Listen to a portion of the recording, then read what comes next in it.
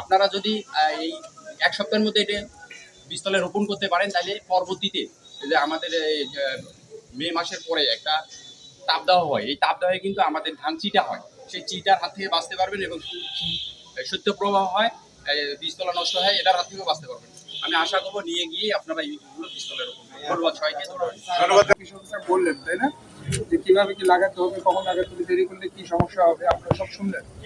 আপনাদের যে কোনো কারিগরি সমস্যা, যে কোনো টেকনিক্যাল সমস্যা বা কৃষি সংক্রান্ত যে পরামর্শ, এটা কৃষি দপ্তর থেকে আপনারা নেবেন, ঠিক আছে? আপাতত আপনাদের 2 কেজি ধান দেওয়া হচ্ছে, সারের ব্যবস্থা আপনাদের করে নিতে হবে, এই ব্যাপারে সার, ঠিক আছে?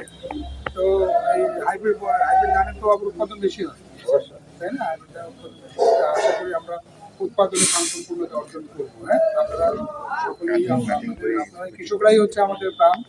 আপনারা উৎপাদন করেন বলে বাংলাদেশের কৃষি অর্থনীতি আছে বলে বাংলাদেশ বেঁচে আছে।